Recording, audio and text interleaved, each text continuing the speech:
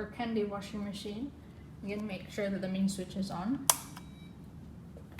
Open the lid, put the clothes inside and close. Open this cover, put the soap inside and close. Twist this knob and set the program.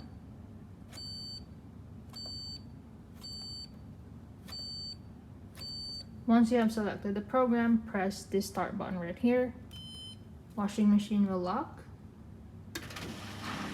Once the timer stops, you can turn the switch, the knob back to its main position and turn off the main switch.